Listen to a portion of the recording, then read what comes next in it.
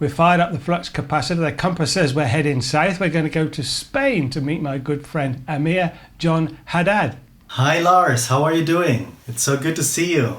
Sitting here in Spain and you in the UK. The wonders of the internet. Is it warm down there? How is Spain today? Well, here in the south, in Andalusia, in Malaga, it is pretty warm still. We had some cloudy days, but the summer vibe here lasts much longer than in other parts of Europe. So I'm really happy to be here, actually. Beautiful part of Spain, beautiful part. Well, while we're all talking about the region, let's talk about the album you released not long ago, which you told me was dedicated to different areas of the region. Tell me about that. Well, I've been visiting Andalusia, the southern part of Spain, since I was 8 years old. With my parents and my family, we would come to the south of Spain and spend holidays. And that was also one of my early stages of connecting with flamenco music.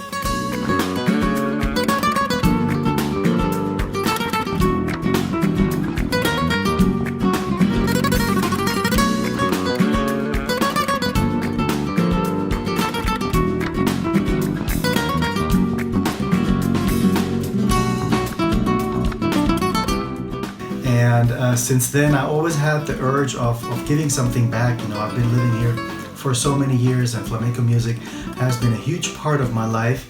So it was very important for me to put that on an album, compose songs, and deliver a certain emotion that belonged to each province, and compose a song that is dedicated to each province. And as you know, there is many different flamenco styles that are, that are interpreted in different provinces. And so in some of the cases, I composed in that particular style. And for some songs, I just chose a style that was suiting for the emotion I wanted to deliver. And it was a thrill of an experience. And I enjoyed very much composing, recording, and releasing it. There's some beautiful videos that go with it for atmospherics. Can't think of the track from The Lady Singing on the Beach. What's that one? Yeah, that one is the single of my album. It's called Andalusia. And it is a rumba, flamenco rumba. It's a very vivid kind of a song. And the video was recorded in the village I live in. It's a very beautiful village with white painted houses in the mountains. And also the featuring guest artist, Chelo Soto Robles. She's an amazing gypsy singer from Malaga. And she sung on the album. So for me, it was obvious to have her as a front singer on the video. And I had featuring also flamenco dancers, the wife and the daughter of Jose Salinas, who is the one who builds my flamenco guitars. They are both professional flamenco dancers. So we went down to the beach and we had some very nice silhouettes of them dancing there. And it was beautiful to collaborate with them.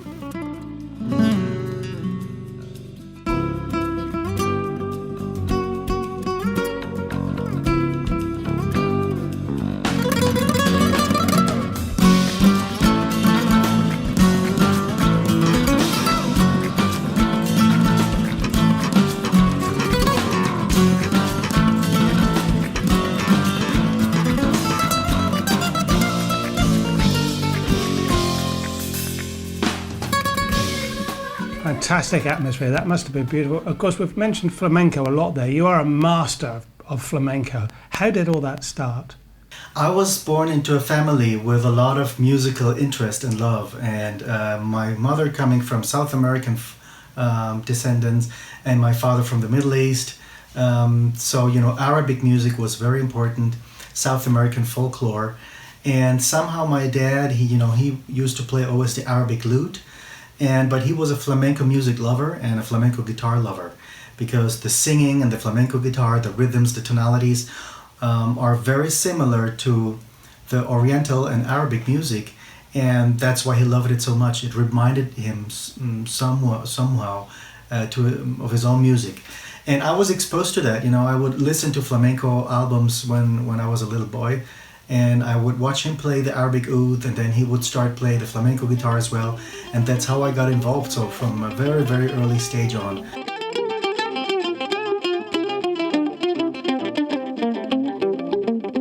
I was exposed to the oud and to the flamenco guitar, and it was just a matter of time that I just picked it up whenever he would leave it on the sofa. And I would go there, pick up the guitar, try out to put my fingers, and one day he saw me actually putting some chords on the fretboard without he having told me about like how it went. And so he said, do you want to start learning guitar? And I said, yes, I would love to. And then he showed me the first chords, the rhythms and basic technique, and that's how it all started.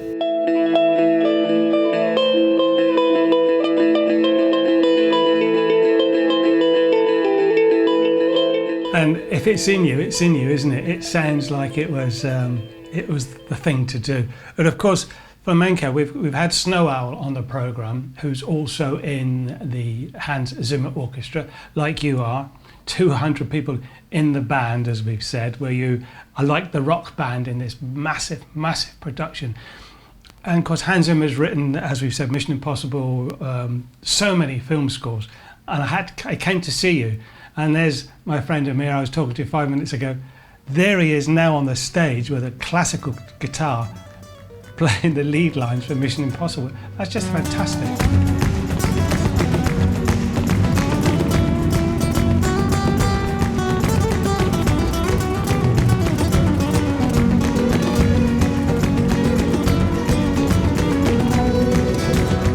It is an absolutely overwhelming experience, since I've, in very few moments of my career, I had the possibility to play with a full orchestra, you know. A couple of years back, I performed some Vivaldi tunes, concerto in C major or D major, and that was a thrill already. But of course, the production, the amount of energy that explodes on the stage with the world of Hans Zimmer is overwhelming. And on top, play tunes that sound amazing and that are amazingly composed and beautifully arranged. This makes your life just, it just makes you happy to be able to perform this music.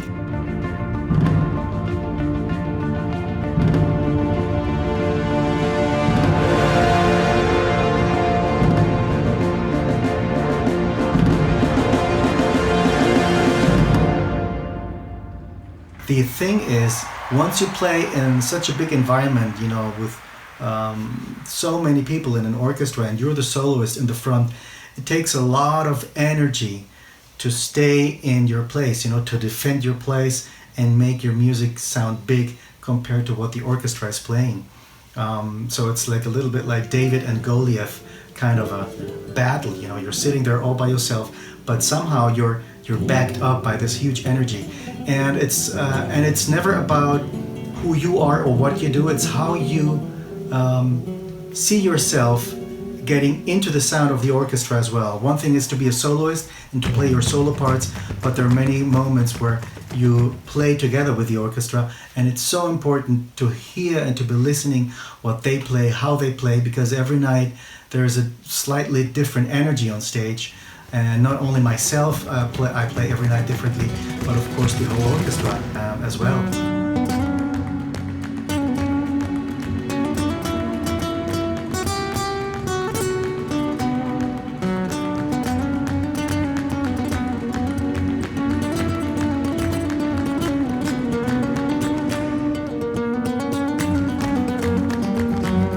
I think this is one of the biggest skills, to be in sync with the sound of the orchestra, and only that way the audience will perceive the greatness and that big impact of the music.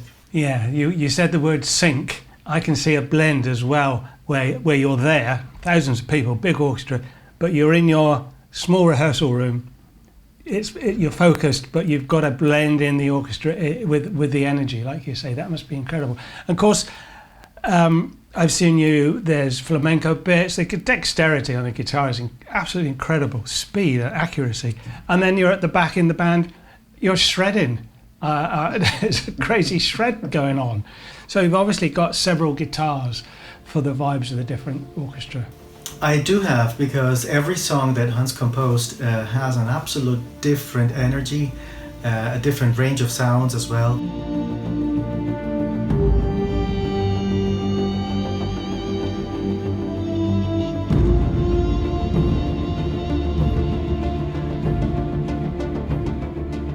Some of them are very classical, some of them are more rocky, some of them have world music elements.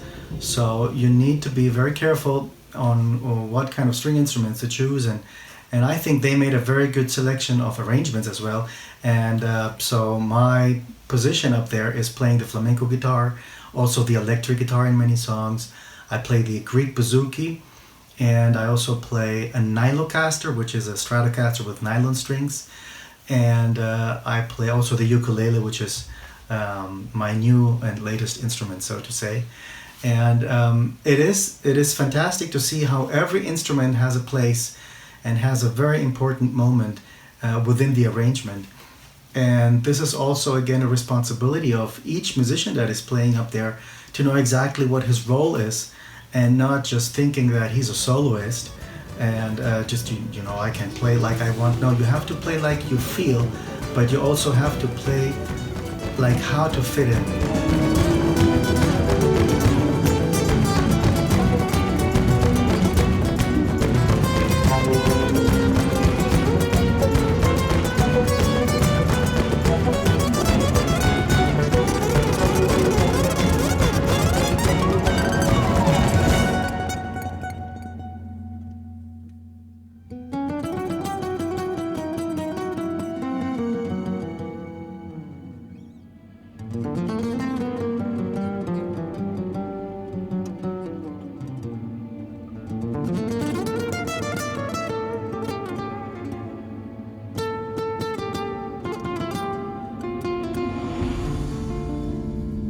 It's the way you do it, Amir. That's why you've been picked to do the job.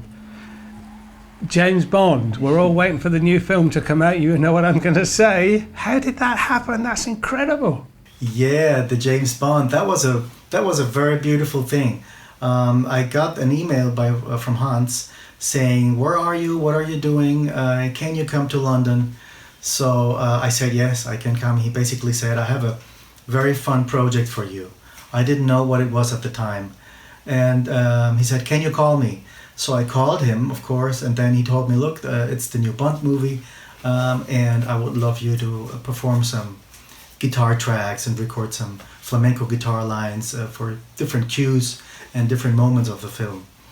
And I had to travel to a private island in the south of Pacific, an island that belongs to Tahiti, and from there it was like an odyssey. I had to fly so many days to get to London and finally being able to record. So when I entered the studio in London, Fukunaga, the director, was there, Hans was there, their respective teams, and it was just a beautiful moment to see how they were talking, looking at some rough takes of the movie. The movie hadn't been digitally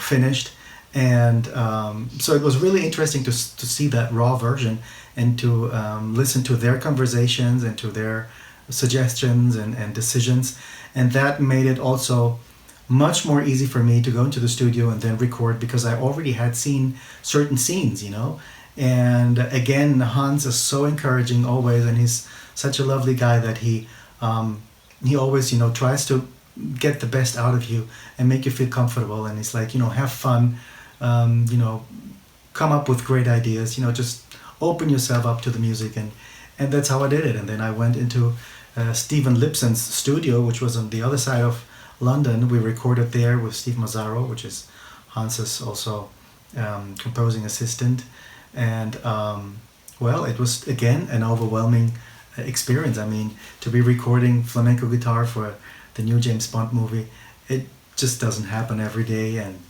it was a thrill because I'm a James Bond lover. I'm quite interested in the way you say you had to fly to an island. We had this production on a private island going on, and then my flights got redirected, so I could travel instead of Spain. I could travel directly to London. I felt like James Bond myself, in the sense of I'm a musical agent. I have to overcome all these obstacles, and I have to come out as a winner. It means that I have to be in the studio in front of the mic, and I have to be recording my flamenco guitar. So I hope that energy is also being reflected on the tracks I recorded. Let's just talk guitars for a minute, Emmy. Have you got that classical guitar that you use for the James Bond theme there close? Oh yeah, I always have my instruments around me whenever I'm home. And this particular guitar, this is my flamenco signature model, El Amir, built by Jose Salinas. He is a great guitar luthier here from Malaga. And this particular guitar, I used that one for the James Bond recordings, and I also used that for the World of Hans Zimmer live tours. And it has a pickup here, and it has a condenser mic in here. So you just plug in your jack, and that's it, you know. And acoustically, it just sounds beautiful.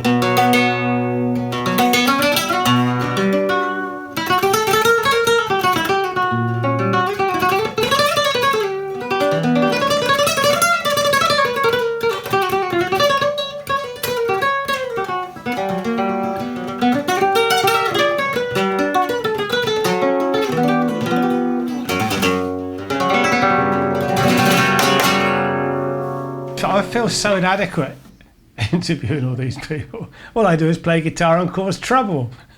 What about the, you mentioned the Stratocaster with the nylon strings. Yeah, that's a very cool instrument. I have it right here. And this is a very unique thing, since, you know, these instruments, I mean, it's a Stratocaster body, and it has nylon strings, just normal nylon strings, and it has a beautiful acoustic piezo over here, and it's a little bit thinner. The body is a little bit thinner than the original Stratocasters, and these are modified by a friend of mine. He's also a guitarist from Los Angeles, Long Beach, Ben Woods, and he modifies those instruments, and he came up with the idea. And you know, for me as a flamenco guitar player, I can play my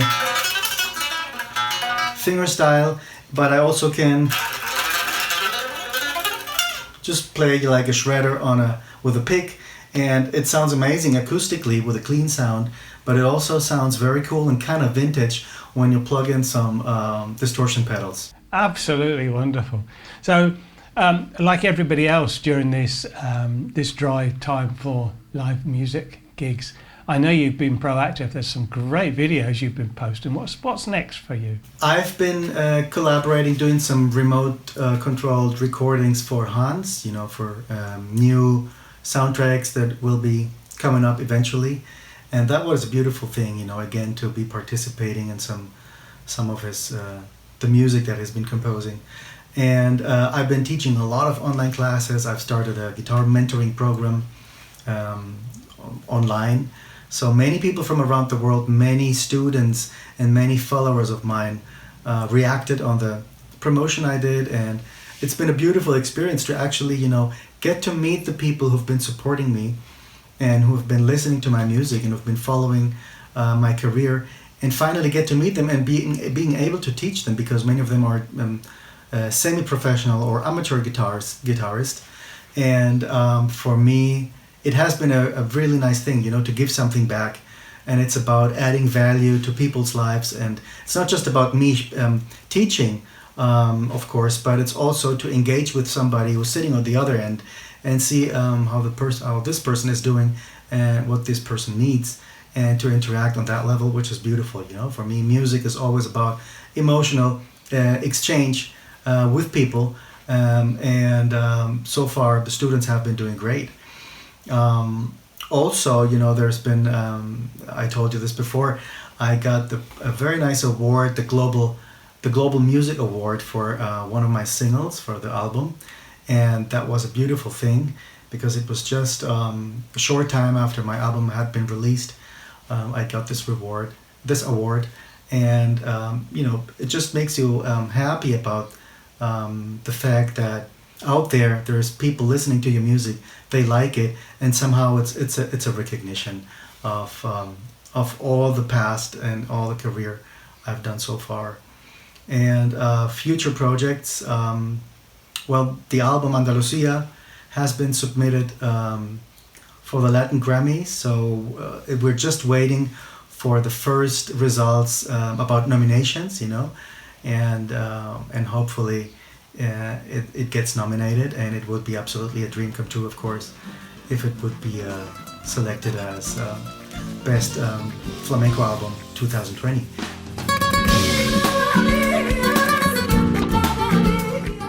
So these are projects that we have right now going on, and dreams, you know, you always have to dream, you always have to invest your time in things that you would like to do, and besides the craziness of the pandemic thing and the coronavirus issue around the world, it is very important as a human being, and in my case as an artist, to always focus and try to filter that energy into something else and change it and change it into another energy. And with music, I feel just so blessed that I can channel whatever comes to me with a different language, which is the universal language of music.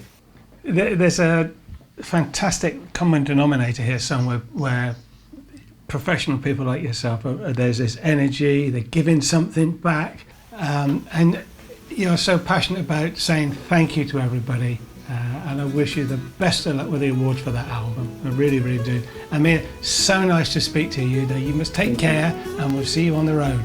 Thank you.